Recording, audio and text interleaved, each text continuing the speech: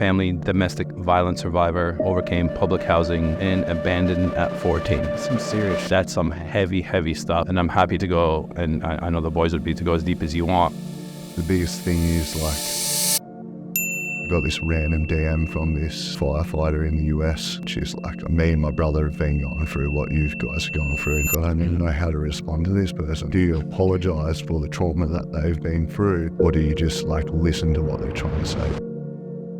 Here's how my life changed from using the sauna and the ice bath. Excuses like, if somebody coming from your background can do what you've done, anybody who's really serious can as well. When you're in the market for a sauna, revelsaunas.com.au. What you see on the Instagram is what you'll see in real life. You scaled to an 8-figure run rate within 6 months, let's say. Not even, yeah. Not even? Yeah, 3 months. 3.5 months before at an 8-figure business. And how did you actually manage that? What's up, guys? You are in for an absolute treat today with this podcast. We've just wrapped with AJ, the owner and founder of Revel Saunas. Now, this podcast is kind of, you could split it in two. The first 2/3 is hardcore, really powerful business training. AJ's story is truly remarkable. He started the company in late 2023. We recorded this in June 24. Within a few months of starting, he hit an 8-figure run rate. And here's the kicker. He didn't even have the products to sell. He simply built the website, opened the cart, took orders to see whether or not he had product market fit. And then once he had the orders, he went and ordered the products. This is an amazing story. And there's a lot more to it. Right early at the start, AJ said, I'm just a simple guy. I'm not that bright. But as you start talking to him, you start to realize that that is actually half true. He's a simple guy, but he's certainly super smart. And there's a lot in this, a lot of granular strategy of how he came up with the idea, how he's scaling it, how he's doing it with a limited amount of capital. We go into his websites and his socials and have a look around, and he's just been super open with us about how he built this extraordinary company, which is growing and growing and growing. And then we take a bit of a detour. We talk about AJ's past, and it is a story that you could hear a pin drop in the studio here, where he shares how he's survived domestic violence household with alcoholic parents. It's a really powerful and surprising podcast in the end. So I encourage you to watch this one all the way through, guys. I promise you it is absolutely worth it. So wherever this message finds you today, I hope you are on your journey, and I hope this serves you.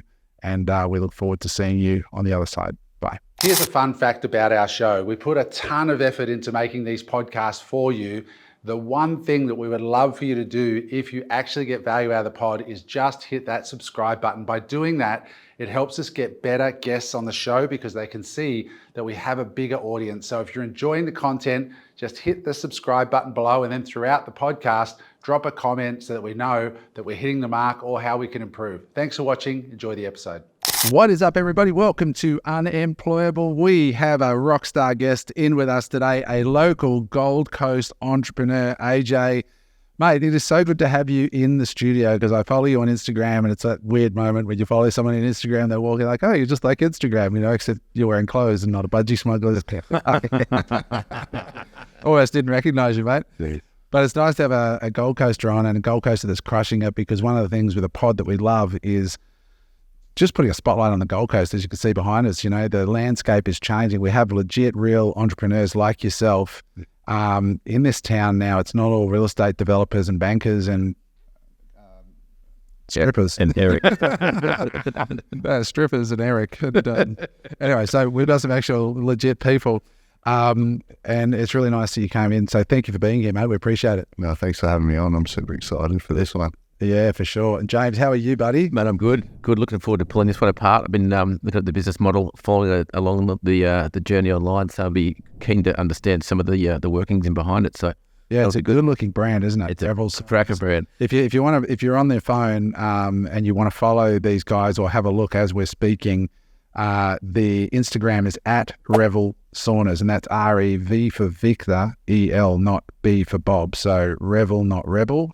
And if you want to follow AJ, he is on I am the AJ Williams. So at I am the AJ Williams on Instagram. And it's good value to follow. Just be prepared though, if you hit the website, you're not getting out of their web of ads. It's well played. Yes, they are going to hunt you till you buy a sauna. Eric, how are you, buddy? What's going on? I'm very, very good. Excited as always. Glad to have you on, AJ. I've known your business partner for quite a few years. He's a really good guy, and I can't wait to hear all about the story and how you guys got started. And it'll be fun. It's going to be cool. Good. Before we dive into this, guys, a reminder to get yourself on the pre-registration list. If it's not already open by the time this pod comes out, make sure you get over to unemployable.com.au/events. You can put your name and email in there. There's no cost, no nothing. It's just to let yourself have first right of refusal at tickets to our upcoming summit, which is at the Brisbane Convention Exhibition Centre on October 19 and 20. We've got some rock star speakers locked in. The first one we've announced is Rick Richardson, who got a payout of $525 million from Microsoft. He's going to be joining us from Byron Bay. And we've got equally impressive and awesome people coming to hang out and teach all of us unemployable entrepreneurs how to get rich through business. So it's going to be a really, really cool 2 days. So get yourself over there. Last event we did was 2,500 people. This one's much smaller, more intimate. It's going to be awesome. And the other thing I want to do is mention that we are taking on a few business clients at the moment. So if you do need a business coach and you're looking for people you can sit down with and just get out of your head and sit down with people who are running real businesses, it's led by Eric and myself. Eric runs a $100 million a year e-com business called the MX Store. He has a couple of other e-com brands, and he's invested in a whole bunch of other businesses. And most of you know my story, but I've got a big business background as well. And we love working with entrepreneurs and helping them grow their businesses. So if you're interested in finding out more, go to unemployable.com.au/coaching. I think it is. You'll see it on the website anyway. Yep. With that stuff said, let's jump into this story. Revel Saunas. So go check them out. These guys sell a really, really, well, I was going to say cool product, but it's actually a hot product. I'm a big advocate of saunas myself. I've got an infrared sauna at my house, which I use all the time. AJ, tell us about what's the headline numbers of this story, just to paint a frame, because it is an impressive story. When did you start? Where's your revenue at? And then we're going to get into the details. Yeah, sweet. So we actually kicked off in September 2023. So when we launched with pre-orders, and we did it on the assumption that we understand that there was a market opportunity, but we weren't sure how big that was. So we did a bit of an MVP, pre-launched some product, and it took off quite well. Over the first sort of month, we got a good indication that we were onto something here, and within sort of 3 months, we were at a 8-figure run rate, which was pretty exciting, but also hard to manage at the same time because it was just me at that stage. I built the website myself, and I was like, we're going to have to put some resources into this now quite quickly. So can I just make sure I heard that right? You launched mid to late 2023. Yep.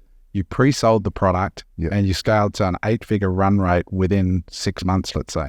Not even, yeah. Not even, Yeah, 3 months. It's 3.5 months before we sort of knew that we were at an 8-figure business. That is crazy. Yeah. Now, to be clear, when you say you pre-launched, so you built a website, Yep. you ran traffic to the website, Yep. and you took pre-orders for the product without actually having the product in your warehouses yet. Yeah, correct. So we put together a product range, sourced the factory that we wanted to manufacture with, placed an indent order on the product, turned the ads live on the website, and sold product the first day.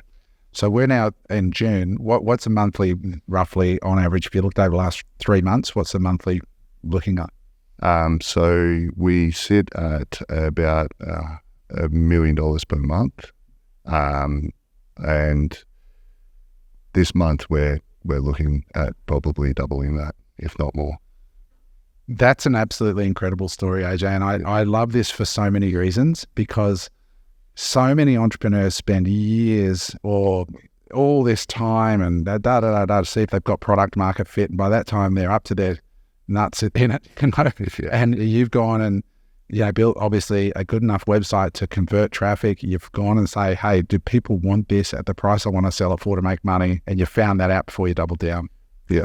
And just with the pre-orders, just so people got context on it, because we've spoken about the pre-order model on the pod a few times, and some people have had some comments on there about, it wouldn't work, why would they wait?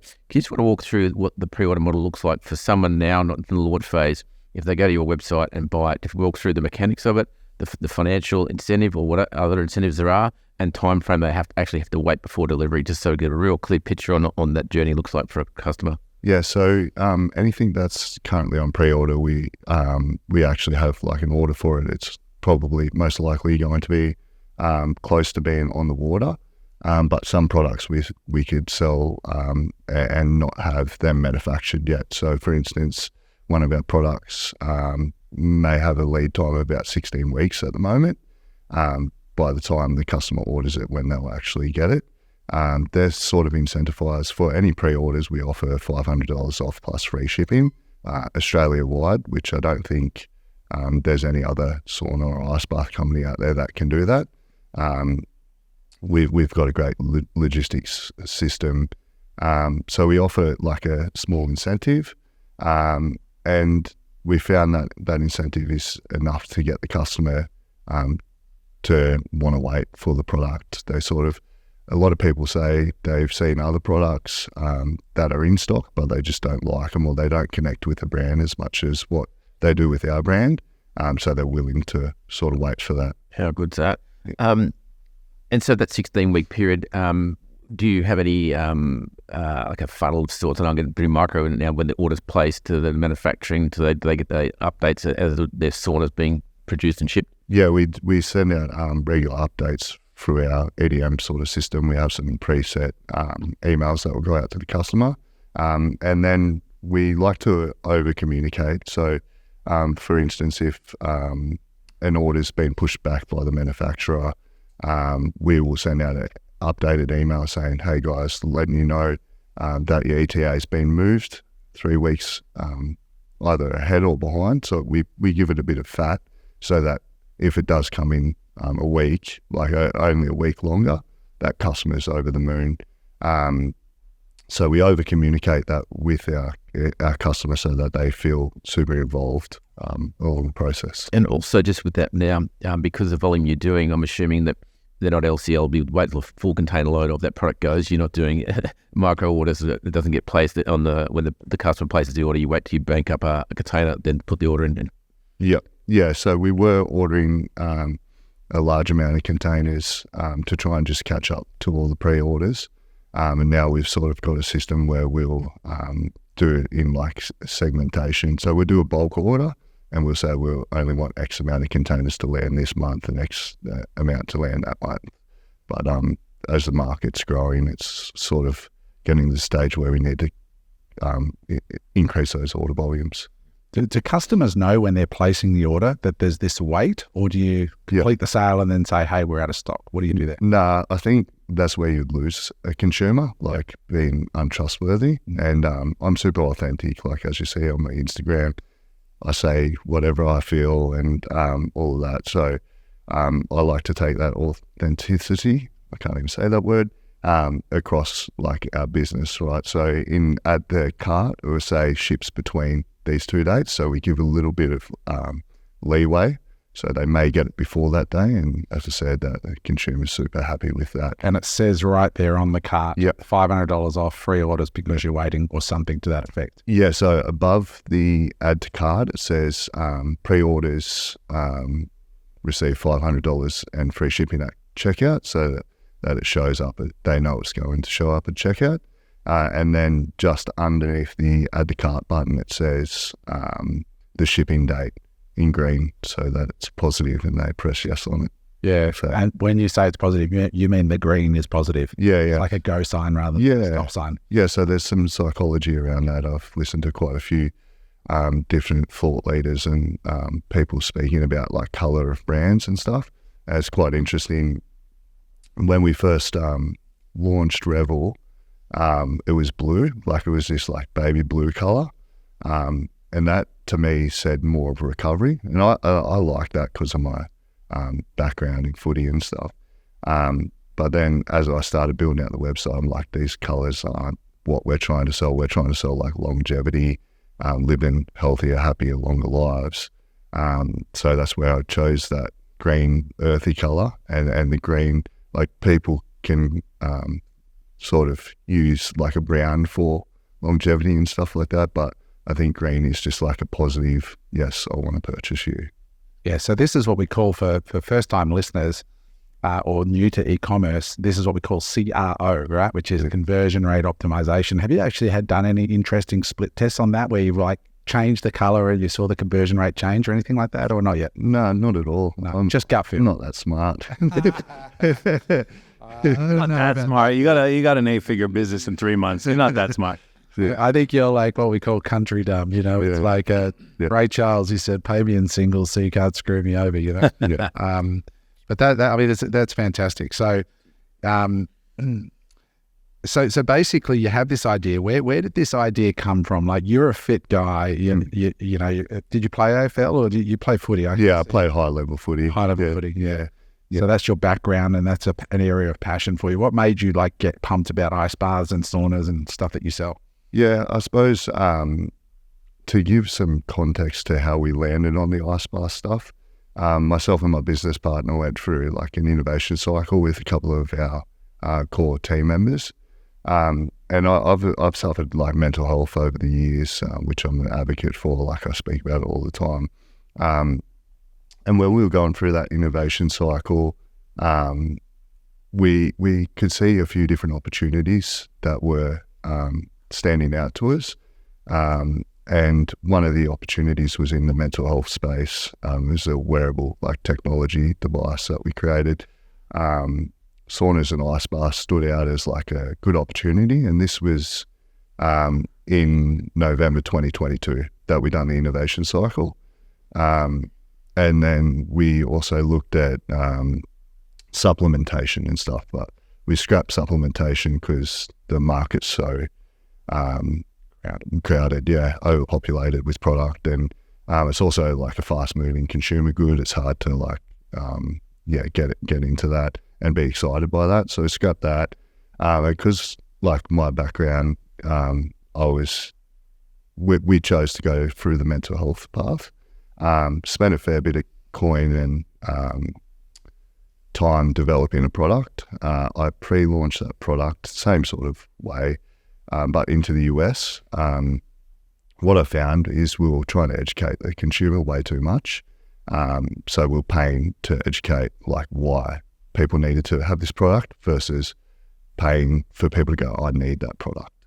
And then, so we sort of, I let that tick over a bit. I spent a bit of my personal cash in it, a bit of the business's cash in it, and that took up about a year. Got a patent on it, and then I was like, oh, I'm so overpaying to educate. Customer took that around the back of the barn and shot it. Kept it sort of half alive with the patent, so it's there if we want to use it one day. And then me and Dan were chatting, we were like, well, the other opportunity was saunas and ice baths.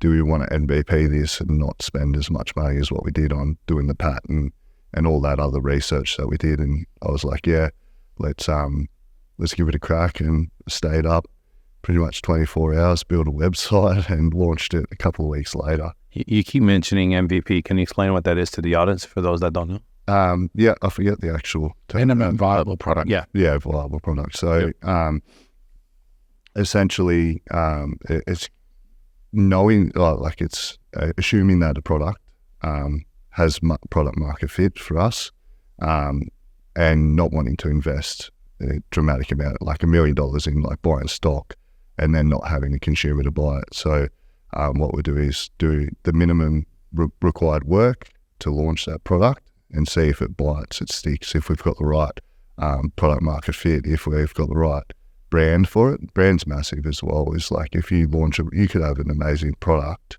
and not have the right brand behind it, and it won't perform. Like you just won't get the poor performance out of it. So yeah, it's just about like doing bare minimum on the investment side of things to launch a product, see if it actually sticks, and if it does, then you can invest more time, capital, resources into it. Can we pull on that thread a little bit? I'd like to get specific about it because I think for so many people, this is a massive unlock, AJ, that you've got here. Yeah. You basically said that you sat up 24 hours a day and you basically built a website in 2 weeks, had no money in inventory, and then you just turned some ads on. So can I get some metrics around that? Like, how much money did you spend to build the website?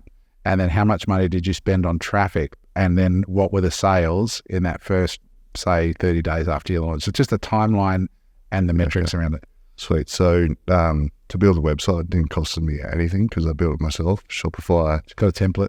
Didn't even get a template. I sort of just started putting, I didn't buy a template actually. I used Shopify 2.0 theme. I can't remember what it was. Just a free one. Yeah, just a free one, and then just build it out. There was a couple of things that I needed to get developers to work on, but I just found some guys on Fiverr. It cost less than $500 to do those things, and they just smashed it out pretty quick. And I was just on their standard Shopify account. I wasn't on Plus, or I was on the free trial or whatever it was. Then what did I do? I created some AdWords, shared them with DT, our ads, AdWord Genius, campaigner, and launched it from there. So your business partner is Dan Turner, right? No, my business partner is Dan Alanada. So we've got DT and DA, and then we've also got in another one of the businesses, we've got DB. So there's We've got DH right here. Oh, yeah. There we go. Jeez. Wow.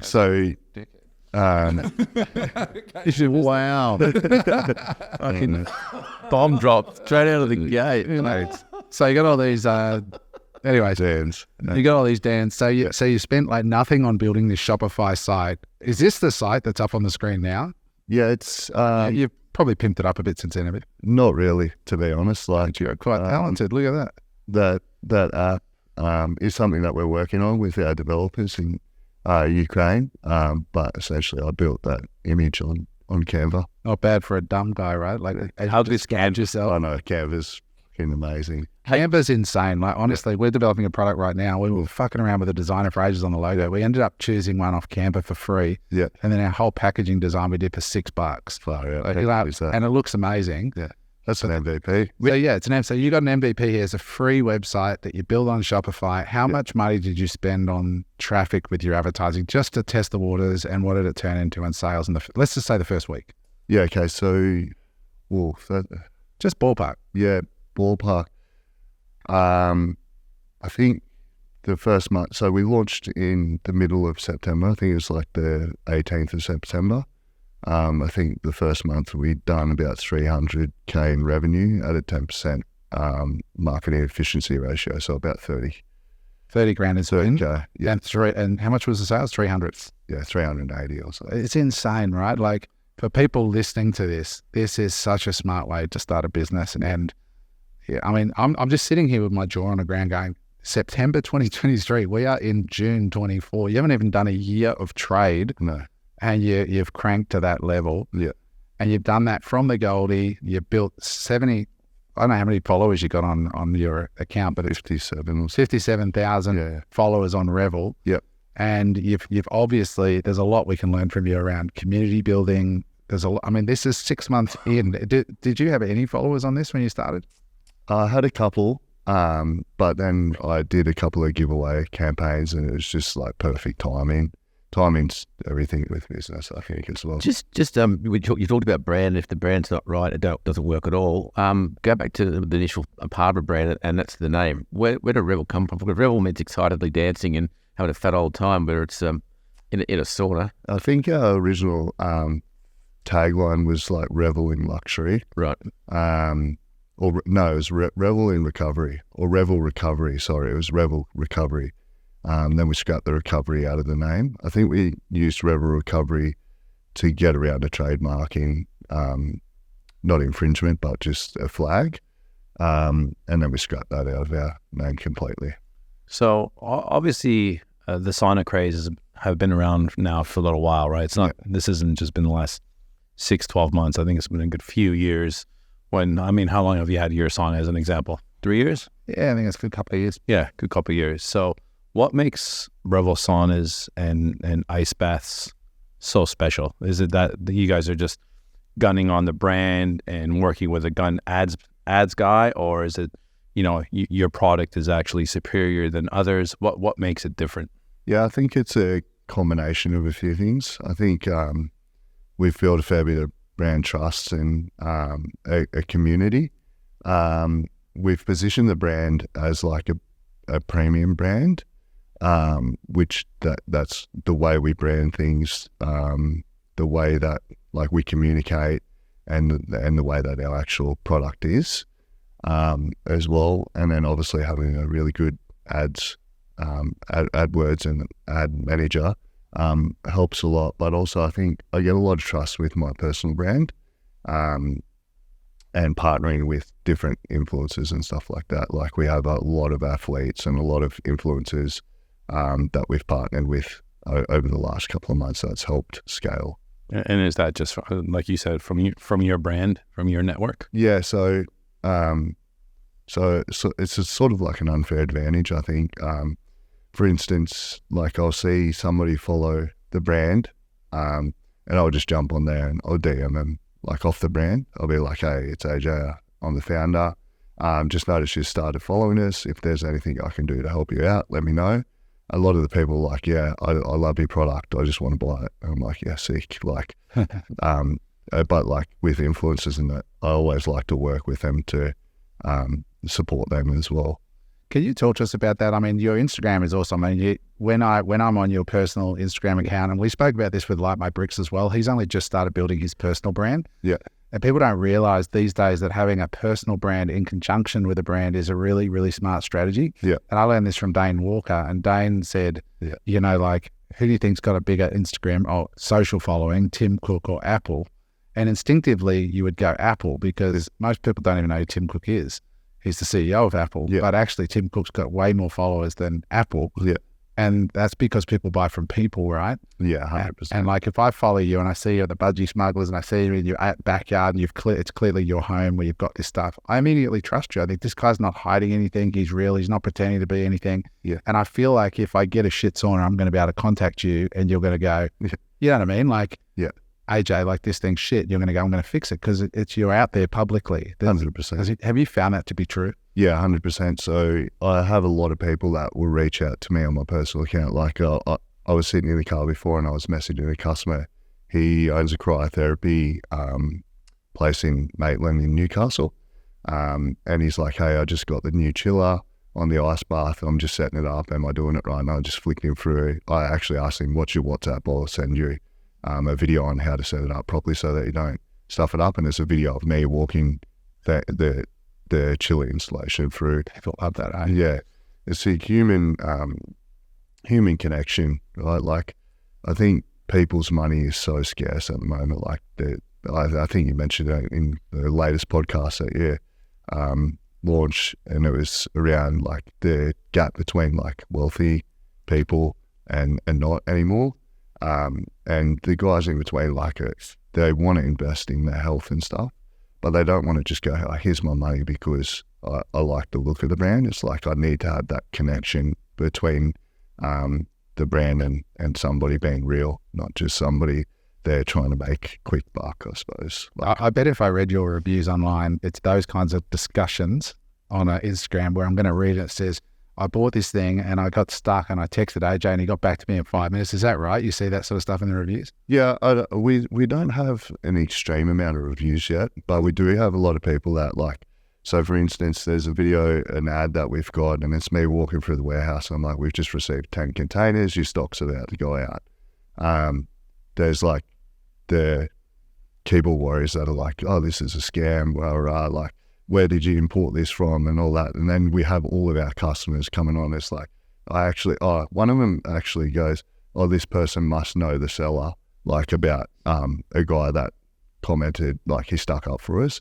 And the guy goes, no, I actually don't. Here's a photo of my product in my backyard. I love it. Like the customer experience was amazing.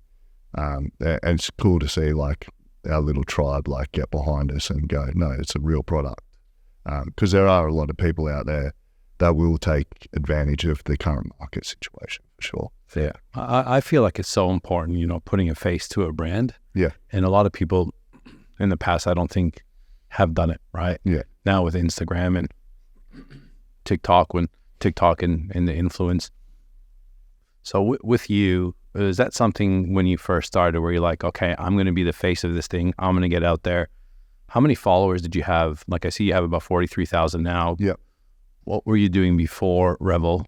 And how many followers did you have then? And were you still okay going, okay, I'm going to be the face. I'm going to be the guy in the budgies. I'm going to be the guy on, with my iPhone and showing a little bit of my family life and what I'm doing here? Yeah. I think it was part of the strategy, but it was like, it's more important to just get the website up and going and see where it sort of sticks. What I was doing before is like, as I said, I'm a big believer in like supporting men's mental health, and I've been through my own journey. I think I'm super relatable to a lot of people. I'm not just some wanker on Instagram. Yeah, I want to touch base. I think we want to touch base on that later in the pod, definitely. I think it's just like having that connection, and I'm like, what you see on my Instagram is what you'll see in real life. Like I swear, like I don't swear constantly, but I'll just drop an F-bomb here and there and just be like, oh shit, wrong place to say that.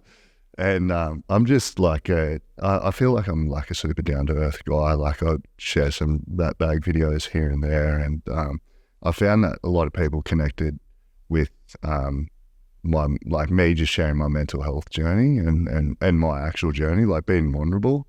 There's a lot of stuff that I like refused to admit and own and lean into until I started posting little things. I'm like, oh, actually people like love this. It's not like something to be embarrassed about. Oh, there's so much pain out there for that sort of area. Yeah, for sure. Just going back to influencers for a minute. So of your business today, just if we were to break down your revenue, and this is I don't suppose you get a lot of repeat business in this, right? No. So like when we talked to the guy from Light My Bricks, he did 5 million in Black Friday, and half of that came from his emails out to his list. So so that shows the value of a list, right? Yeah. But he's got a recurring sort of a thing.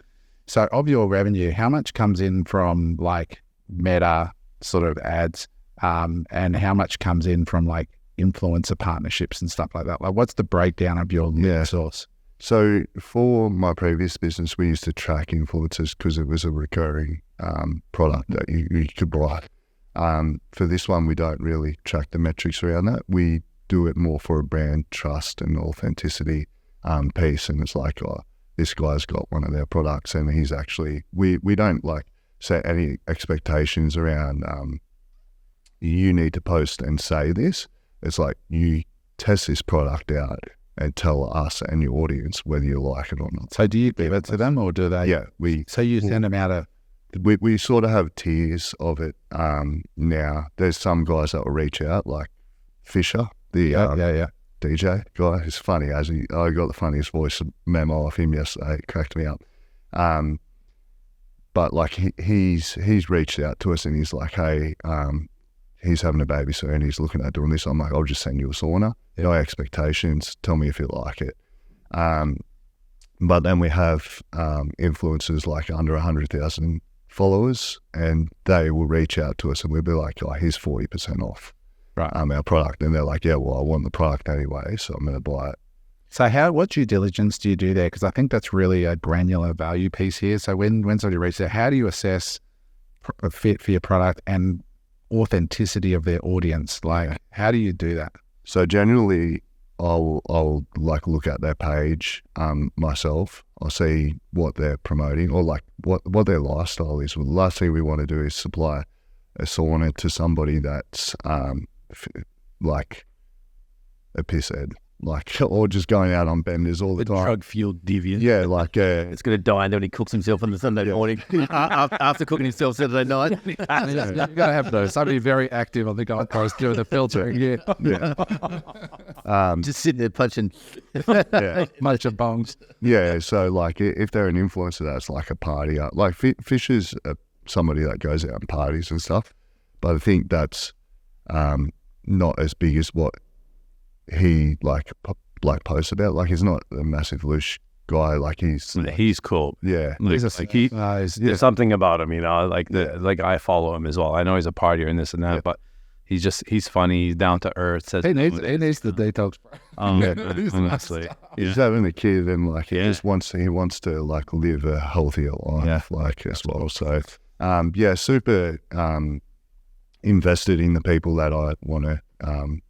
I want to partner with like cool people. Like I don't want to partner with people that are just there for the free ride. Like I want to go, oh, this guy like actually is relatable, or like I see value in supplying our product because it's not cheap. Yeah, that's right. I was going to say, because they're thousands of dollars, right? Yeah. What's your average order, just out of interest? Average AOB? Yeah, it's about 6.5K. Yeah. You mentioned before about you might give 40% off, and on the site you got 40% in the financial year sale. Yep. Just so the folks out there can understand what a model like this looks like. There's a couple of questions around margin. So cost of goods sold, what's your margin? Would it be 50, 60% on COGS?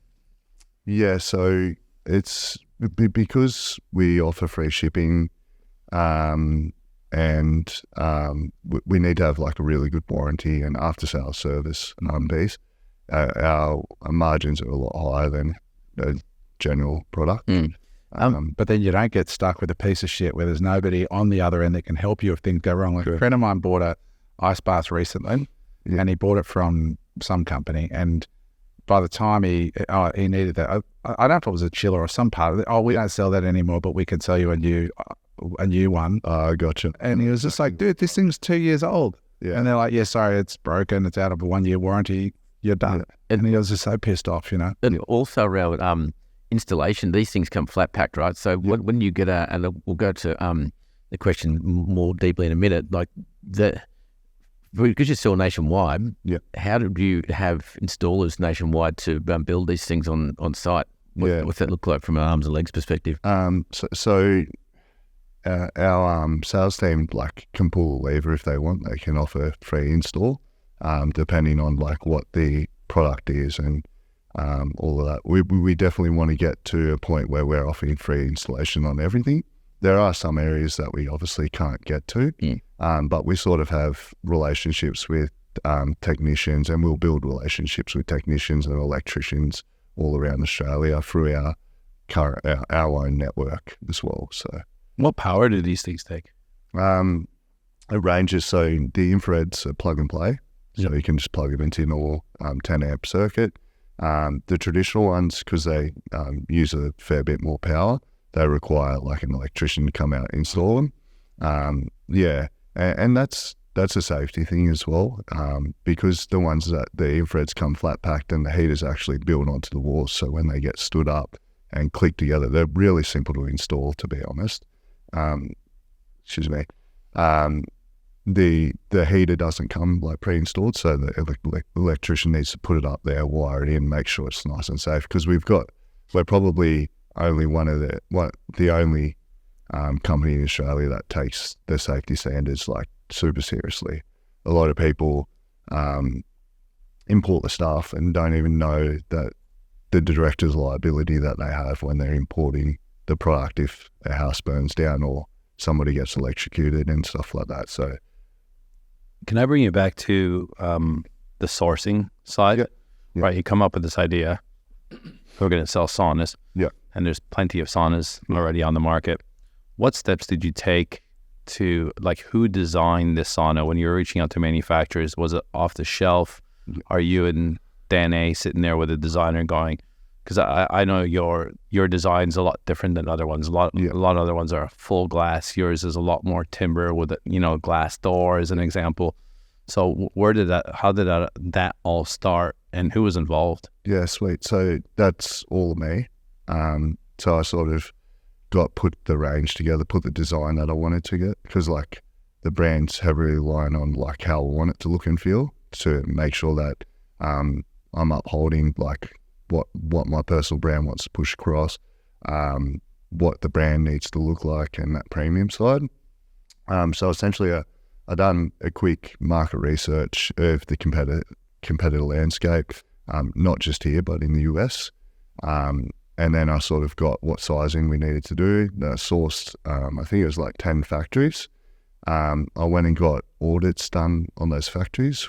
We have a team based in China that goes and does those sort of audits for us. Broke it down to 3 or 4 factories, and then I checked what they had off the shelf, and then I just redesigned what they had off the shelf, because it's really important that when you do design something that's got electrics and stuff in it, that you can get a SAA or RCM tick for the product as well. So SAA? it's like a so you need to get It's a safety certificate sort of thing? yeah, it's like a So that when you electrical standards. So it's not going to stop at the port and go, these are not compliant. Well, they just let them go through, and the director of that business is liable for if something happens. And there's a lot of people that import like ice bar chillers and stuff like that aren't going through the safety process of getting it certified to be able to come into Australia and be sold. So you said something there that I think is interesting. It's these little gems, right? So you said that you have a team in China. Yeah. And we asked this question of Lox's Greats, and he said, I'll get a factory in China. I'm like, I thought he meant like a 3PL in China. And he told us this incredible story how basically the guy placed this order with this manufacturer, and they took off with his money, and then he went over there, and the whole factory was empty, and then he ended up actually taking a lease on the factory, having to get the bolt cutters in. And I'm like, hang on, you just lost 200 grand worth of inventory, and you're in the middle of nowhere in China, and you had the locals bolt cut open the factory, then you had to find the owner and then negotiate a lease and directly hire. So he actually had his own factory in China. And we asked him about the per square meter rates, and it was just fascinating, like just one little thread we pulled. But I'm just curious. You said you had a team in China and you go and do audits. So that's interesting. So how does that work? So you've hired some people that are on your payroll, and they go in and you give them a checklist of things to go. What kind of things are they asking the factories, and are they taking videos, are taking photos? Yeah. How do you satisfy yourself?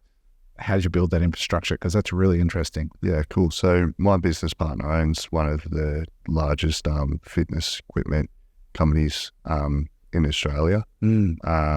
They distribute globally, I think, to like 30 odd countries around the world. I used to be the head of the product innovation in that company, which is how I know how to source, how to redesign products, how to do that. And I can tell you how I got into that position a bit later. But essentially, they have a team that is on their payroll based in China, and it just works on like a percentage type thing. They'll go to the factories. We have like a checklist, a criteria of who we want to work with as well, because there's so many like dodgy people out there where you're like, this is my design. We only want it. And they're like, yeah. And then you just see like a week later, oh, that guy's got it on his website. Correct. Yeah. So they go and check who they are, that they're legit operators, and they've done this with multiple factories, obviously. So they've got a good sense of who's real, who's going to be honourable. Yeah. Because that's really important in China. Yeah. And also, all of this is for naught. If you go and sell $1 million worth of saunas, which you did, without having brought them in, this could be very easily a flash in the pan where those $1 million go out and your brand's fucked because 100%. It was just all shit. Yeah. And so that's really an important step, is making sure that the product, when it gets here, is great. Yeah, 100%. So quality is massive, and it's not just quality of the product, it's quality of like the packaging and the materials that they use. Like all of our timbers sustainably sourced from Canada. They've got a partnership with like a forestry over there that's a sustainable one. And that was super important to us because we know that our consumer here in Australia is like anal as about that sort of stuff. So quality of the product, quality of detachments, whether they're willing to work with us with designs, their willingness to do that, their capabilities. So going to see what their actual like manufacturing capabilities are like on their custom designs, how big their teams are is another like important indicator. Especially their design teams. So if they've only got 1 or 2 people in there, you're like, I don't know how good or how onto it they're going to be. And then how willing they are to work with you as well. It's pretty cool. some of the factories choose who they want to work with as well. So they do a bit of D&D on you as well. Play the good ones. Yeah, correct. And are they willing, like the important part here, I think, from my experience, and you can correct me if I'm wrong, but a really important part is the exclusivity of that design. Yeah. Because you don't want somebody to go and see the same thing. Yeah. I mean, you can't stop another factory copying the design, but you don't want that factory, putting up your stuff on their site. We do the stuff for Revel, just come to us, right? Do you have somebody all the time? Does it? But yeah, we've got pretty locked in agreements with them just from like learning over the years on like, they will put your product on their trade show booth. So now like at all the trade shows, our team will go to their, to everyone's booths and like hand them like legal letters if they've got their stuff on the booth. But for instance, with one of our saunas, somebody sent me a photo of like somebody trying to duplicate our sauna, our message, our factory, and they're like, they don't get it from us, and then find out that like a trading company had purchased through somebody in the company, but luckily enough that the factory we were working with was willing to like go the extra mile for us and like can them from doing that. With the design phase, when you're like, it's very easy to just say, I designed it, right?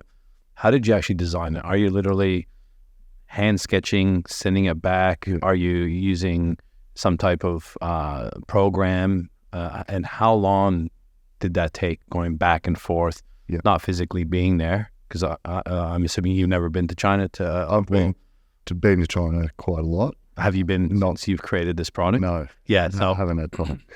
Yeah. So how did that whole process work? Because that's an overwhelming part. Yeah. Has been in the past for me when I was looking at, different opportunities of going, designing something and then dealing with a foreign country, and then you have the language barrier. Yeah. And you seeing something that you think you want, and then they look at it totally differently. How long did that take, and how did you actually manage that?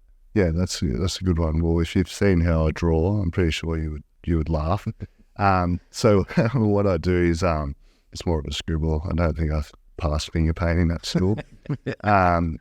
But what I do, the way that I like to work in, is I'll see a product that I like that they're already manufacturing, and then I will like take screenshots and snippets of other products that I want it to sort of look like, and on Canva I put the product there and I draw a stack of arrows with this is what I want this to look like. Yeah, so on Canva. Yeah, I sort of just manipulate the look of the product, the feel of the product. Branding's massive for us, so like where the brand's going to go, because like brand positioning on the product can make or break your product as well. And then like just different snippets from like other, because we know what works well for other companies in the market. They may have like one little theme, so I'm like, okay, I'm going to use that, and I'm going to like Tetris all of these cool things together and see how it looks out. Yeah. Then they'll send me back a render. I'm pretty anal, like I'm like, just send me back this today, like I want to get it done, I want to get it signed off. So the process is pretty quick for me. It's not a long process at all. Like legitimately the website was up, like before I built the website, I had the renders already, and the renders didn't take that long to do. They're pretty much exactly like the product came out as well, which is pretty cool because they've got to use that for their CAD and stuff like that. So once I like the look of the renders, I'll tick it off. The team went back there and made sure the quality was good as well. But in saying that, because we'd pre-sold out so far in advance, it was like when I ordered the product from when we launched, so launched in September, the first shipment, actually a funny story. So I had my daughter on, well, I didn't have my daughter, my wife had my daughter on the 8th of December. And do you know that crazy storm that went through? Yeah. Yeah, so we're out in the hills on the Gold Coast. We lost power for like a week. So we went and stayed with Dan and his family. Yeah. He's got 3 kids as well. His family's there, his in-laws are there. We're all like crammed into Dan's house for like 7 days straight. That's how close we are. Like he's such a good human. And during that time, our first shipment landed like, I think it was like New Year's Eve. So me and Dan, like, we're like, to our wives, can you watch the kids? We go to the warehouse, went there and helped unpack the first containers that arrived, so that we could see the product, put them together on New Year's Eve. And yeah, there were things that we wanted to change, but also like the product was how we thought it would be, luckily. So just for the viewers and the listeners out there, you launched on renders, and so because you obviously didn't have the product, so you pre-sold on a render, and then when it arrived, then you got professional photography to replace the images on the site. Or they're still renders. They're still renders. The renders are usually look better. Real. Yeah. Even in real estate. Yeah. So the Gold Coast. I know it definitely does in real estate because they Photoshop our fucking power line to buildings. Mate, you are on Tinder, mate. Like half of that's renders, isn't it? Oh, I'm the real deal, mate. Jeez. Hinge, mate, Hinge. Printings. Yeah. So That's two today. Fucking hell. You're in striking range, mate. Still selling off renders. yeah, correct. So Yeah.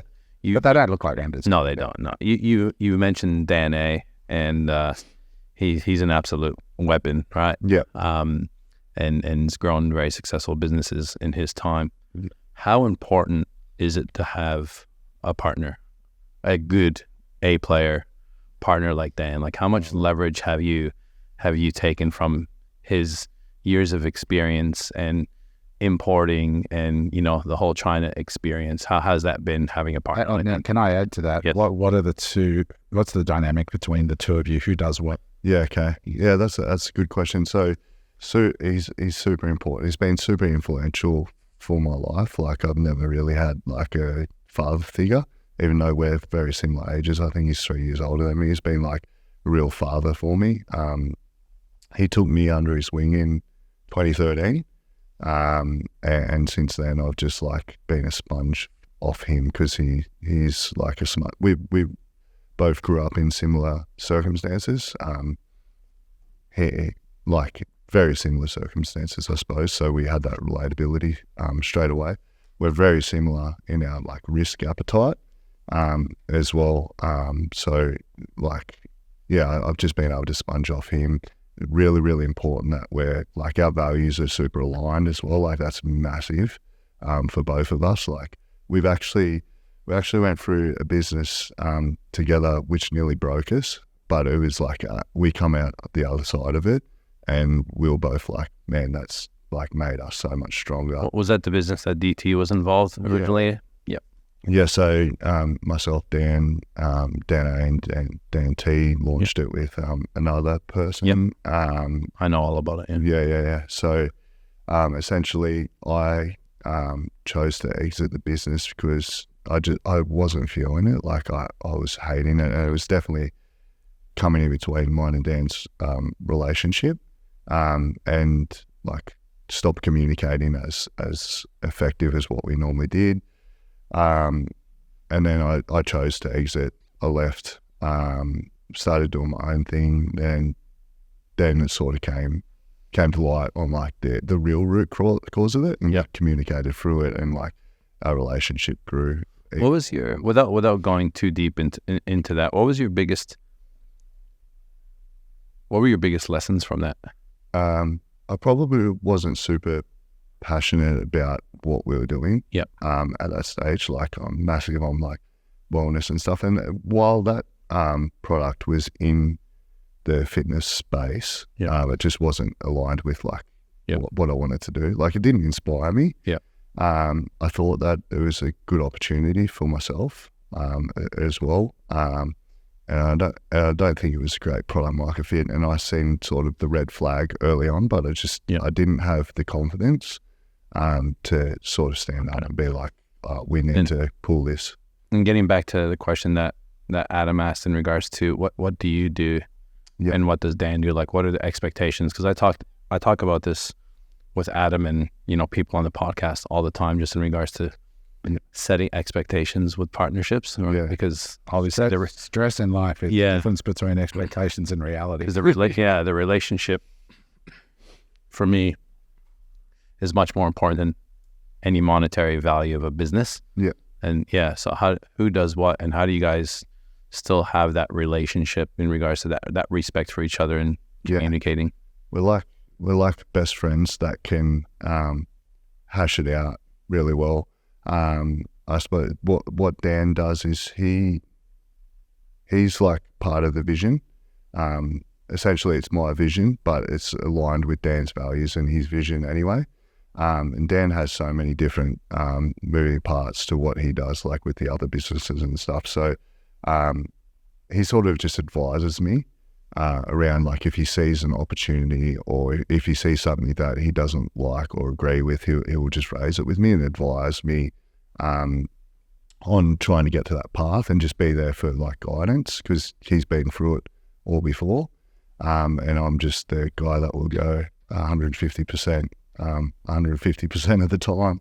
So I sort of wear all the hats within that, and we do leverage his other business quite well. Yeah. So when like for different sort of resourcing, it's an unfair advantage having that system. And those guys have been through the business for 15 odd years. So they understand. Yeah, we're similar with MX, right? We built this monster of a business, and now we've got other domains that are piggybacking off that success. And come to the warehouse, Mr. Supplier. And then they come and they go, oh, wow. They take you so much more serious when you can say, we also own this business. We're an affiliated with, and we have this amount of staff, right? So when you're going and speaking to suppliers in China and say, okay, well, who are you? Let me do, like you said, they do DD, which is due diligence on you. Yeah. And then you'd be like in open arms, please come have a look. Whereas if you don't have that, right, and I'm just a guy that's wants to start a saunas business, it's going to be a lot more difficult for me, right? Because they're going to do due diligence on someone with a great idea, but without all that infrastructure. Yeah, for sure. Like, it's even just comes down to like finance sort of things. Like, they have a CFO in there that's an absolute jet. And if I had to worry about that side of things, or like reporting on that, or like even seeing where we're at and like chasing up POs, or like even accounts receivable, and that would waste all my time. I wouldn't be able to grow the business, and I'd have to employ somebody, and employing somebody to do that role is expensive and like comes with a lot of trust as well.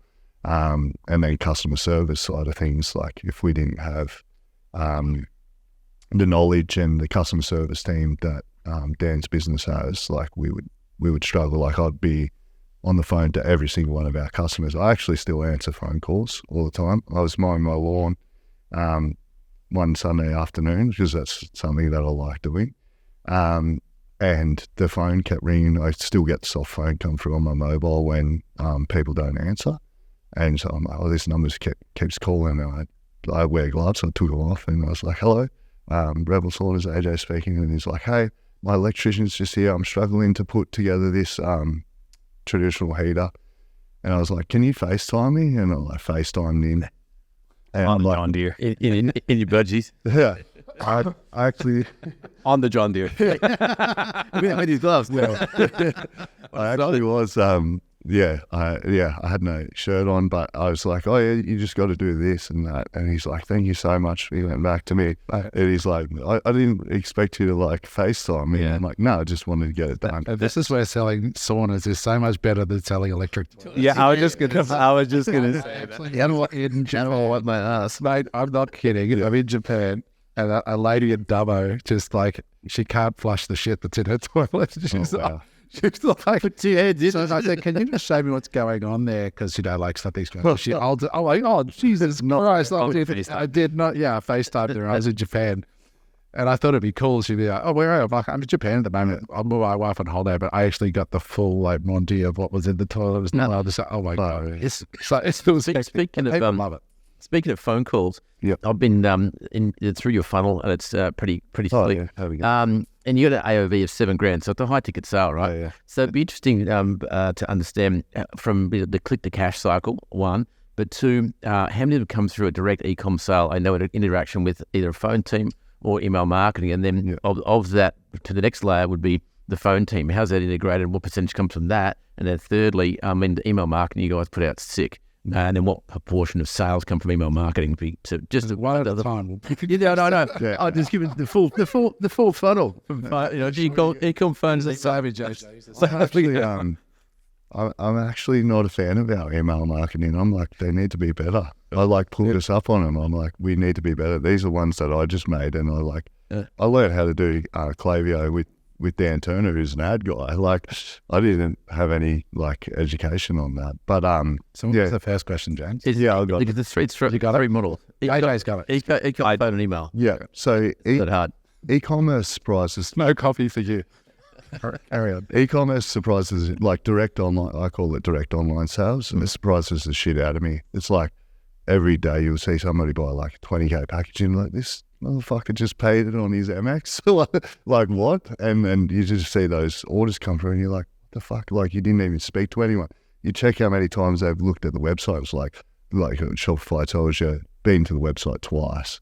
And you're like, what the fuck? Like, It speaks to your brand, though. yeah. The quality of the photos and the whole thing. Yeah, and so we do that, but our offline sales conversion is really, really successful. We have a pretty good system in regards to like our abandoned carts system as well. I'm not sure if you went through that process, but Yeah, totally. yeah, Right. it's sneaky. And not sneaky. What's going on? Let's on the party here. Well, I'll put it this way: if you, I'll see if I'm right because I've been through a couple of times because I'm trying to emulate it. Is when you get pulled He through doesn't the sell saunas. See, no, Yeah. when you pull through to the car because it's usually got your mobile and mobile number and your email. You get SMS marketing straight out of the gate. You get email marketing, potentially a phone call. So without even being aware that you opted in. So it's pretty tricky. That's not marketing. That's actually a human interaction. Yeah, no, I'm Yeah, sure yeah, you've got yeah. that. So it would be direct from one of ours. So what happens? You go in, you've added it to your cart, and then what happens if you abandon? So when you abandon, like obviously Shopify, keep your details in there. And our team will be like, okay, there's like a lead. They'll reach out to the customer and just text or call them. One of my sales team's an absolute freak, and we'll do it at like 11 o'clock at night. Like Local? just local, yeah, Aussie guys, all based in GC except for one. And he just loves it. Like he just lives and breathes sales. Like he's an absolute jet. But yeah, he would text even when we first started. So we didn't have the sales team we got now. It was just me because like we're doing an MVP, right? We're not going to involve the core business to help facilitate this. So I was like, hey, I'm the founder of Revel Saunas. Noticed that you left XYZ in your cart. Is there anything I can help you with? Do you have any questions on like the product or whatever, or anything like that? And generally they'll write back and they'll be like, hey, I just had this question. You're like, yep, no worries, bang. And What's the conversion on something like that? Do you know those numbers? yeah, it's pretty high. Yeah. It's at least like 50%. Wow. Yeah. So how much of it happens just from like people coming in and just buying versus I don't have the exact percentage. So it's a ballpark? yeah, ballpark, I would say that probably about 20%. I would say it'd be 20% online. And Just buy straight on. Yeah, 80%. That's And offline is that they lodge a thing and say, give me a call, or Yeah, they might send through like a question that might be like a fresh desk ticket, like a live chat. Yeah. Might come through via email, or it might come through via abandoned cart or phone call. Like, yeah. And do you take an order over the phone? So do you want me to take the care and then plug it in and process their card? yeah, That's 100%. That's really interesting. and many people take you up on the buy now, pay later. Hum and Zip and Yeah, Latitude. I think the biggest one would be the Hum. I think it's Hum that we use quite a bit. So quite a few of the like small recovery centres like use Hum and stuff like that. Yeah, we use it as well. Yeah. Pretty good. I think you did also big ticket up to 20-25 grand if need be. So Yeah, 100%. Mm. Yeah, I've looked at other options as well, like facilitating it through Shop Pay and like doing like payment plans, especially while it's on like pre-order. So like doing like paying for our own version of it. But it's me running the shop. that's the other downside to Hum, unless you manipulate it, which we've worked out how to do. Yeah. Is that until they've got the goods, they don't release the cash. So you got a wedge of cash tied up online. So Yeah, okay, I didn't even know that. yeah, I'll talk to you offline about how you manipulate it. 'cause Yeah, you've done yeah, it, and then yeah. how to get your cash brought forward. Yeah, okay. Mm. Yeah. We talked about that online, James. It depends if Hum's watching or not. Well, I know who you are. I think this is right to know. So the buy now, pay later, and what I cottoned onto what we were doing is that we have an offer for high ticket, 5 to 8 grand, whatever. And we find some people want to take the hum option, and we can stretch it over 36 months to bring the weekly right down. Is that has the customer received the product, and more often not no. So if you say yes, they get their card started, get billed. And if you do a pre-order model, which is 12, 16 weeks out, they do spot random checks. And Hum does, and they go, oh, did you receive your goods? No, straight in the face of us. You pulled the money forward, and the customer hasn't received their goods. So what we did is we've got an offer that goes with that, with all warranties and this and that, and I turned it into a membership. Because what I worked out in Hum, it says, has the customer received their product / service? Or a membership is a service. So what we put through is VIP membership, $6,850. Click, bang, they've got it. We send them a welcome email and the whole lot. So you bring the money straight forward. Gotcha. That's pretty tricky. Yeah. I lost it. So just making sure, did he answer your 32 questions? There was only 3 there, mate. You can keep up. So that was the offline versus online conversion. Yeah, then email. And then email. Email it is pretty successful for us. We don't have a massive list, right? Like we've probably got 6K people on it, but they're like super engaged. I just saw today on your site, it was like 40% end of year financial sale.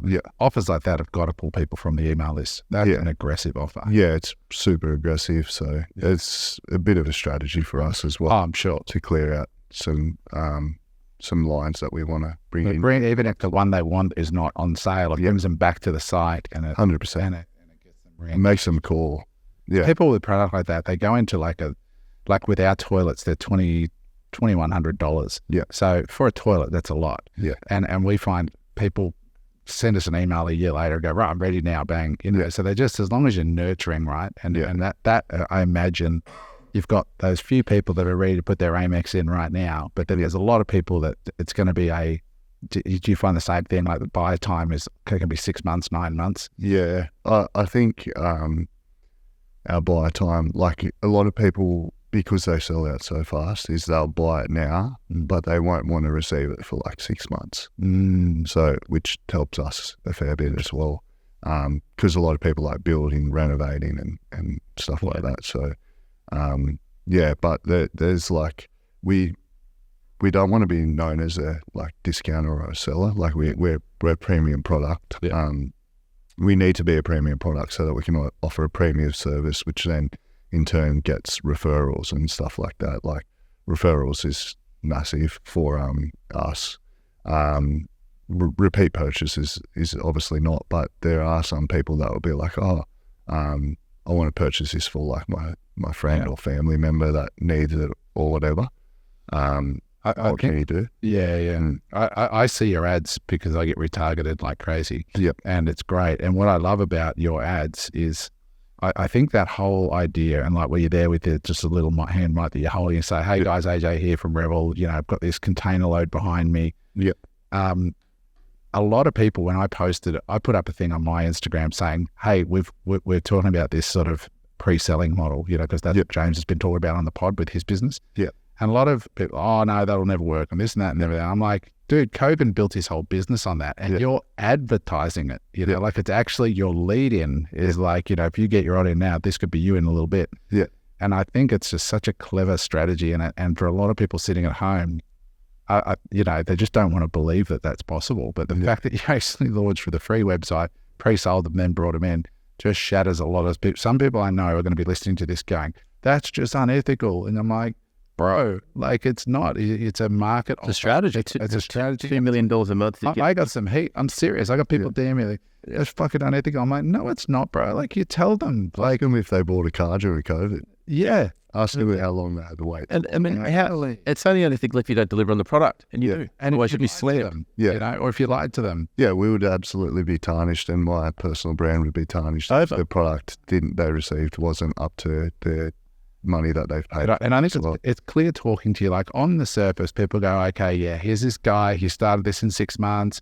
Yeah. You come off as just super straightforward, but you actually, you've had a lot of experience here, and you've got a really experience. There's a lot going on here that's made this successful. Yeah. Like it's a quality product, it's quality service. You're smart enough to know I've got to sell at a high price so I can afford warranties and have somebody on the phone. Yeah. And I say that to customers with our product. They say, how come it's so expensive? I said, because we've got to be here. Like we've got to import. They'd look at the American site and I'm just like, look, by the time you bring it to Australia, we've got to support the product. We've got to make sure if something goes wrong with somebody there to pick up the phone. That'll cost money. And that's great. It's just awesome what you're doing. But don't be fooled, guys, watching. AJ's a smart guy, and if you want to learn this stuff, you got to go watch his Instagram and watch his socials and go do what James did. Look at the funnel and see what they're doing. And this level of success doesn't happen from dumb people. This is hard work and smart people, Would you agree with that? It's Yeah. probably hard for you to hear it, but Yeah, I do appreciate that. I'm not sure my school teachers would have said. no, I mean, you'll play, but it's true. Like, often Aussies are very, I love Aussies, but the one thing we're not good at, we're not boastful at all. I don't think it's a good thing to be boastful, but I think the just don't lose respect for what this took. the biggest thing is like you've got to be willing to take a risk and take a hit and learn from it. I think a lot of people think like they put it into the too hard basket, or they'll do it and they'll do it very minimal and then take the loss, and they'll be like, I'm never doing that again. Like I need to get rich quick, but I'm going to do it like working for somebody else, like not take any risk and just sort of coast through life. And I think the biggest thing is like never take like it as a loss, always take it as a lesson and learn from it. There's always something like a nugget out of a defeat. Like there's always something that you can go, okay, that is something that I shouldn't do, or I could do that better, and it probably would have been successful. Because you're a sportsman too, right? And that's sort of the same mindset. Like you're actively playing footy still, right? Yeah, still playing footy. Yeah. But I mean, that's the same mindset, right? Like I've seen your posts in the sport, and I think that's true across both. That's why athletes often translate really well to business, is because they've got that discipline, they've got that mindset. Yeah. Do you mind if I take it a little bit away from the actual crux of the business and ask some questions? Over to you, Dr. Eric.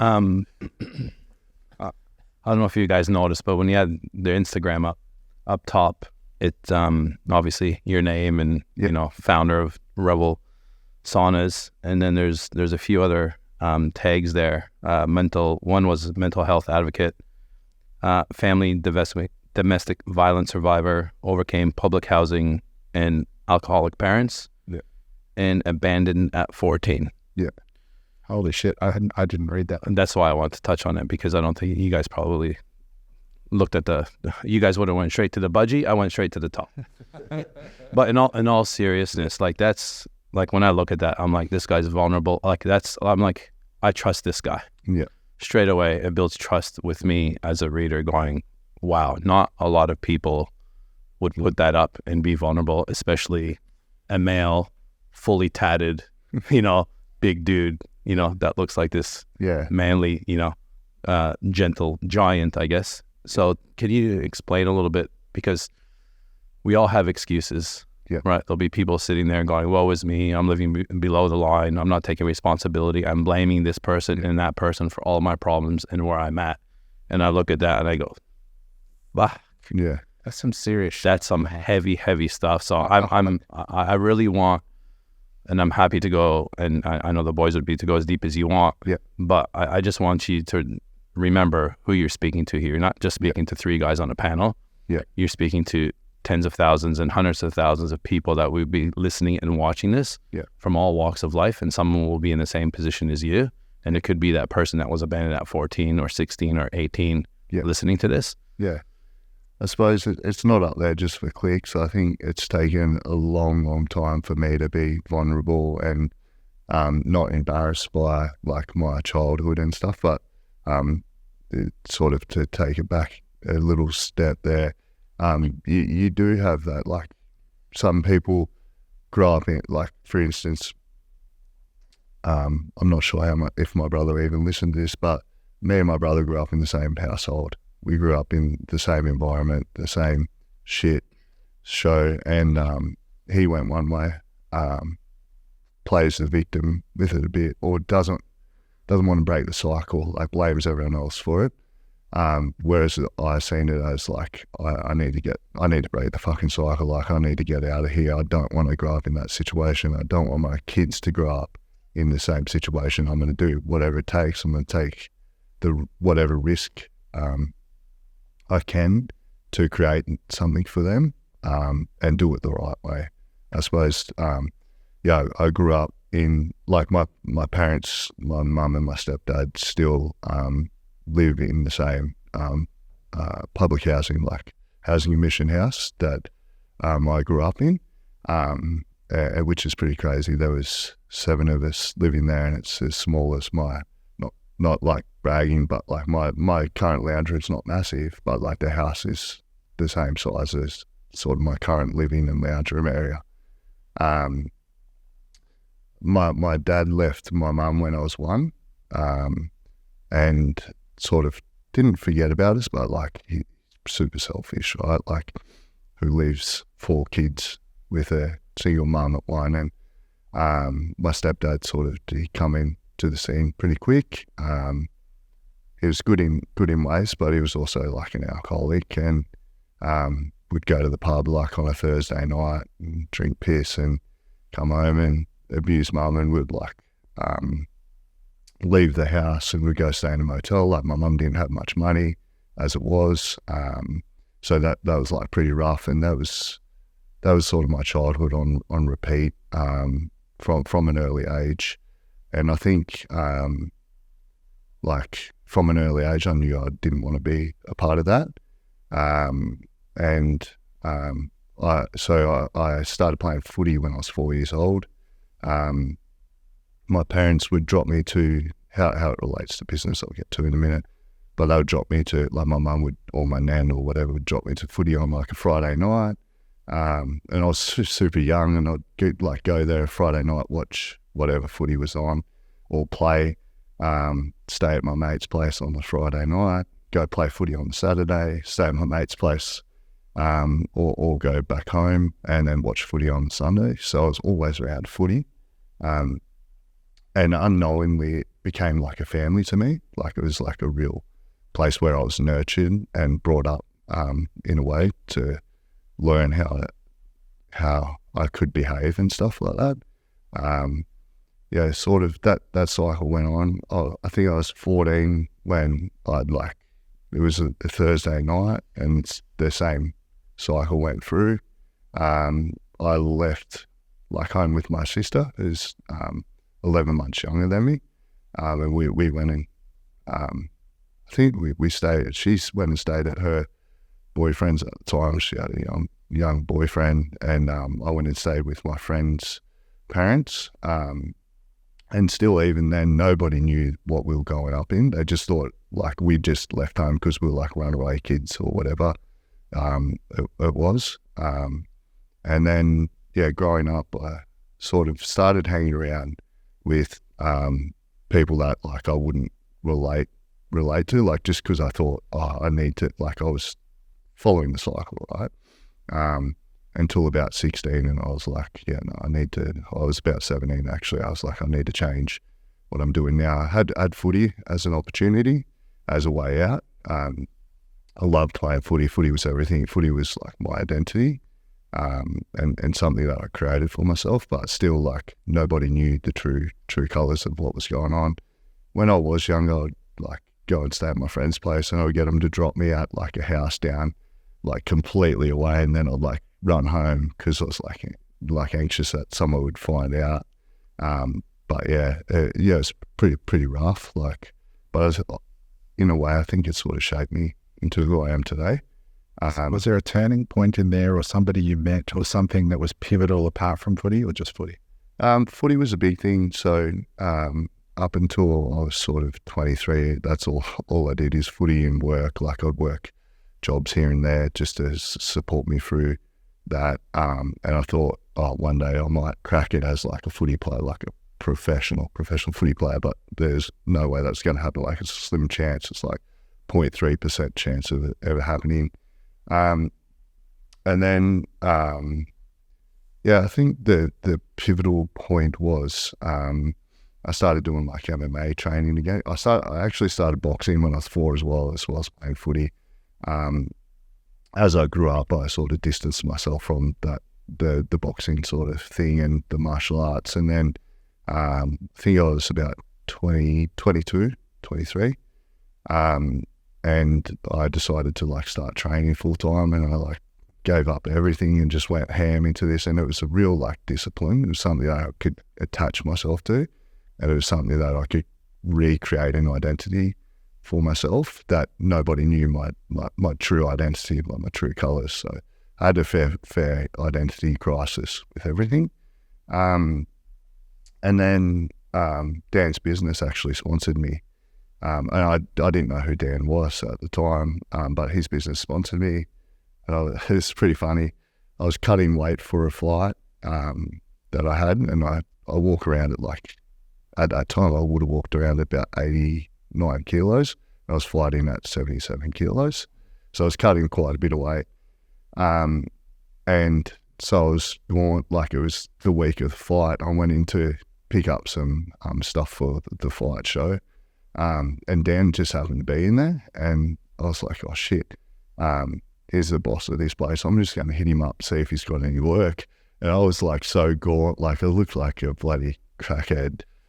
And Dan was like, who is this bloke? Like talking to me. It was like a pretty funny thing, like talking about it now. He's like, I don't know what I seen in you, but obviously seen something. And he really, like from that, took me under his wing. He ended up offering me a job. I was like working in the warehouse for them. Started working in the warehouse, went into the warehouse manager role, and then Dan took me under his wing and really took me into the product development side of things. And all happened sort of from there. Revel Saunas was born. Yeah, we had a few other businesses kick off here and there to try new things, but yeah, they were all just lessons really, like just stepping stones. Nothing that like dramatically blew up. I can't wait to have you back in a little bit and hear how many AJs you've adopted. Do you know what I mean? Yeah. As Revel grows, because I can see a guy like you being an incredible mentor and mother figure to displaced. Yeah, I don't know whether you've connected with the MOB here on the coast. No, I've got a few mates that work there, yeah. I think you'd be an amazing speaker. Yeah. For those guys, men of business. Yeah.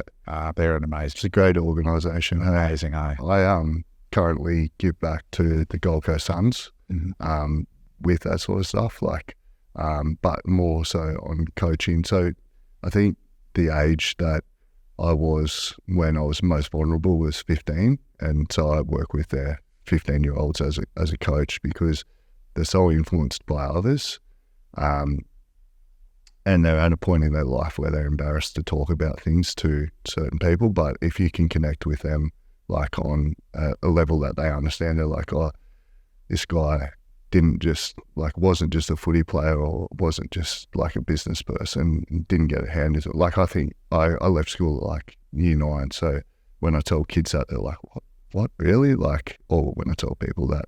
So being able to connect with these kids and not be like a father to replace their father, but somebody else that they have confidence to tell what's actually going on in their life, so that at least I can influence in a positive way. Because if I went down that other path, like I don't know where I'd be today, like whether I'd even exist, you know, like it could have been, I could have been easily influenced by the wrong person, for sure.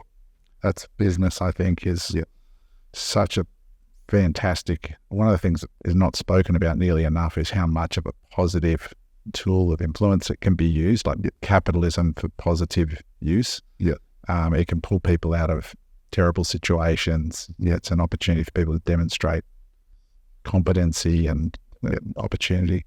Yeah. And that, again, that MOB, that's exactly that. They're pretty much all in that 14 to 16-year-old category. And I spoke there, and there's just so much need in that space on the Gold Coast, like the heartache and the heartbreak and the alcoholic homes and the broken homes. And that's a bloody great story. It's hard to like see in out as well. Like it's like totally, because the people that are around you don't see like a positive influence, and then sometimes you look at a positive influence, oh, this guy's had it too easy. Like, this guy's just been given it to him by his parents, and you're like, there's no way I could be that person. Like, it's just self-doubt straight away.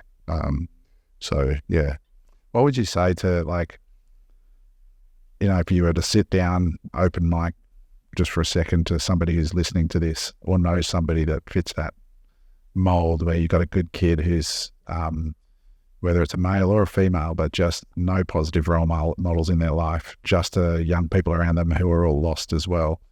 What would you say to that young person, having walked that path yourself? Yeah, I suppose the biggest thing, and a lot of people use the term, but it's like you're not alone. It's like there's always going to be somebody out there that will connect with you, and you can find those people if you start looking or start communicating. I think the biggest thing is, like, don't ever doubt yourself, because you can make something from nothing. And even if you don't do it straight away, like, if you keep showing up and keep doing something, you're going to get somewhere. Like, somebody's going to see that gold in you, like Dan did, obviously, with me, and give you the opportunity. So the opportunity comes to those people who keep showing up. But yeah, it's just, the biggest thing is, like, don't ever doubt yourself, because I used to doubt myself all the time, and it wasn't until I thought, like, you can make something out of yourself, that, like, I just attached myself to that. Like, I wasn't a big reader or anything. I've only just, the last sort of 4 or 5 years, started listening to heaps of audiobooks and podcasts and stuff like that, and actually being able to learn from that. I think most of my stuff has come from life lessons. And people, when you're in that place, it's easy to believe that people are the problem. Yep. But actually people are the answer. Yep. As well. They are the problem, but they're also the answer. Like, in your life, Dan was the answer at that time. Yep. And you will be the answer for some young people coming up, no doubt. Yeah. So just don't make the mistake of putting all people in the same basket, because there are actually good people in the world as well. 100%. Do care and do want to reach back and lift you up. Yeah. But you got to first believe that that's possible. Because if you don't, if your worldview is that everybody's bad, you'll never have space in your life for love and help. Yeah, exactly. Yeah, that's the biggest thing too, is, like, affection-wise, it's, my wife's super affectionate, and because I didn't have that affection when I was younger, it was really hard for me to, like, lean into that. Like, it was massive. And I get what you're saying there around the people around you as well. It's like, you need to be open to receiving that, because somebody could be going, AJ, you're like, I see something in you, and you're like, oh, fuck off, no, you don't. Like, you're just a creep, or like something, like, you want something from me. What do you want from me? It's like, you've got to open our eyes up a bit to being loved, I think. Yeah, that's really hard. Like, I've dealt with it. I've worked with young kids, and there's just no space. When I say young kids, it's teenagers. Yeah. And you can just see how much fucking pain they've got and how hurt they've been. And it takes so much time just to open up and to learn to trust. And they're not to blame. You know, they're not to blame. It takes time. You've got to be open.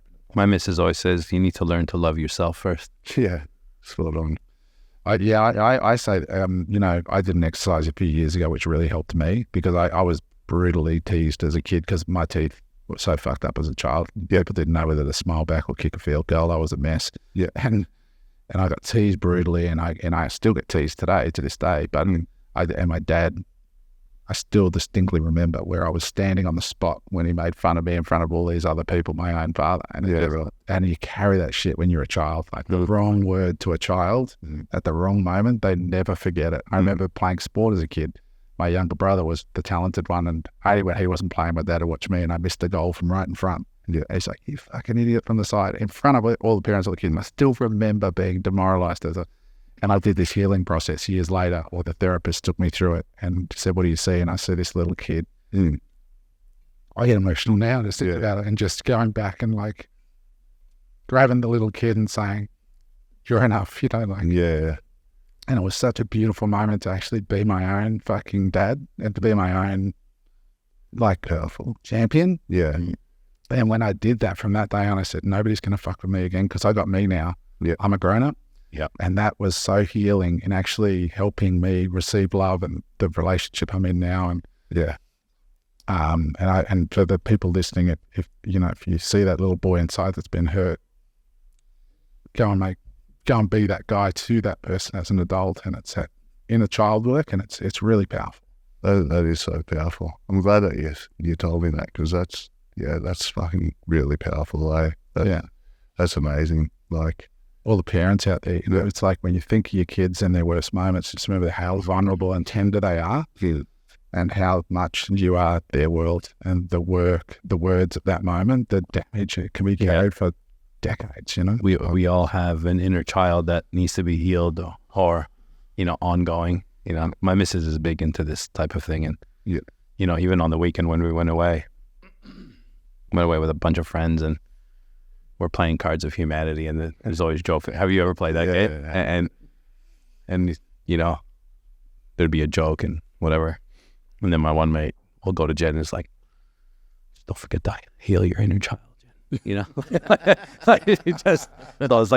like an ongoing joke, but it's true though, right? Like that what you just said is that, and we've all been raised in different households and words being said. Yeah. But yeah, it's one of those things of being open and vulnerable to it. Yeah, 100%. I think that's the biggest thing, is why I put it out there for the universe to see. Is like, if there is one kid that sees my post and it's like, this is what I've been through, or like, this is what I'm going through now. Like, say it's the kid, and he goes, but this guy's here where he is today, and that helps that guy get to there and 10x what I'm doing. That's fucking awesome. And that's why, again, I know Adam as well, but me personally, that's why I love doing this. Yeah. On the Unemployable side, on the coaching side, is if we can impact one person that's going, like Adam says, driving in the train 2 hours a day, hating their job, to believing in themselves. And that's why we ask you step-by-step questions like, how do you design? Yeah. How do you source? Because it's natural to you. They're not teaching this, right? So people are taking notes on this and go, okay, I'm going to go on Canva. I want to see what Canva is. How do I use Canva so I could design my product? Yeah. These are why we get so deep, because people are going to be watching this and going, fuck, I need this so bad. Yeah. And that's what really fills my bucket up with what we're doing, and it's just authentic. We're not here to try and, brag about what we have and what we're doing, but it's just literally, if you could change one person's life is enough for me, Yeah, 100%. Like, it's I suppose the best part of it is when people reach out to you and you're like, you've helped me.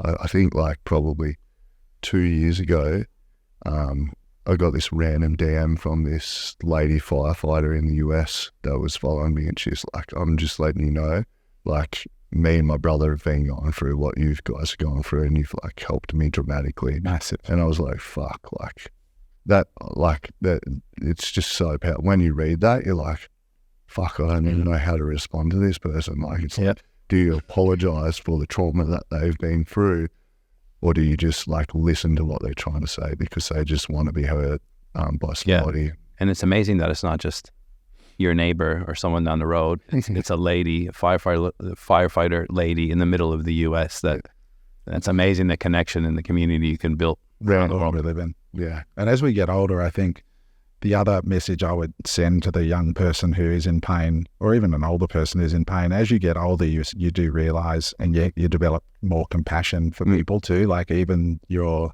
abuser or the person who hurts you.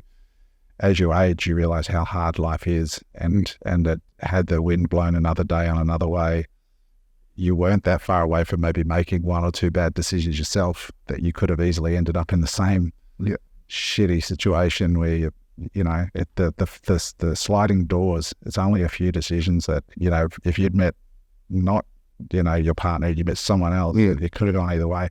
And so with the fullness of time, you learn to just have some grace about it, and you find peace about those things as well. And it'll come, and you won't know, like I get a strong sense, AJ, that your trauma and what you went through is actually a massive gift Yeah. And you're only just starting to unpack that gift and the fullness of time, because you're still a young man. Like when you get older, I can't imagine the impact you're going to have on people through business is going to be the frame. But there's so much that can come from crushing in business and the employment you can create and so on, and the charities you can have. There's just so much. So yeah, it's awesome. Yeah. I'm super excited for what the future holds for sure. And I like touching on that. Like I have forgiven like my stepdad. My stepdad and my mum are still together.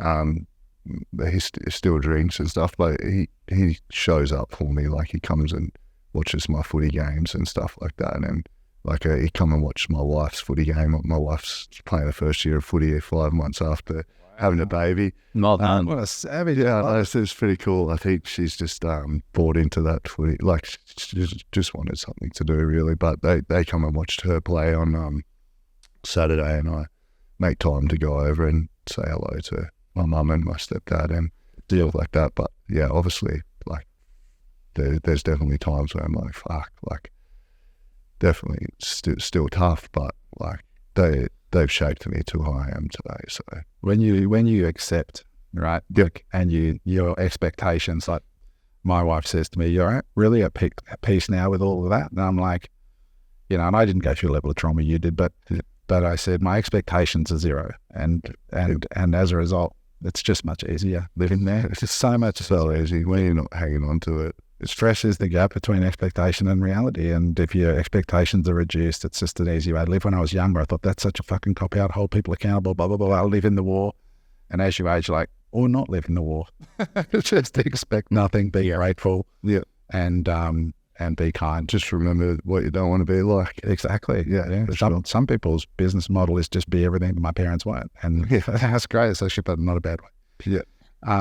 AJ, it's been an absolute pleasure, mate. Having fun. Seriously, this pod's been super enjoyable on all fronts. I think it's really got a good dose of granular, helpful stuff, especially for people who've got no cash, right? And then on the other side, you've just removed all excuses. Like if somebody coming from your background can do what you've done through hard work and hustle and no ego, anybody who's really serious can as well. So, thanks so much, mate. I really appreciate it. No, it's been an absolute pleasure. Thank you very much. Thank you. For all you listening at home, please drop a comment below. Let us know what you liked about today's pod. Subscribe hit the subscribe button because it helps us get more guests. And go to unemployable.com.au/events to get to our live events so you can go and hang out with people like AJ and realize you are not alone. There is a whole bunch of crazy bastards out there that want to build businesses even though they've got no right to do so and claim their piece of it. So that's what we're going to be doing October 19 and 20. Thanks for watching, guys. Thanks for listening. Wherever this is, we hope that this has added value to your life. Tell your friends, and we'll see you on the next pod. Bye for now. Hey there. I hope you enjoyed that episode of Unemployable. If you'd like to watch another episode, just click there.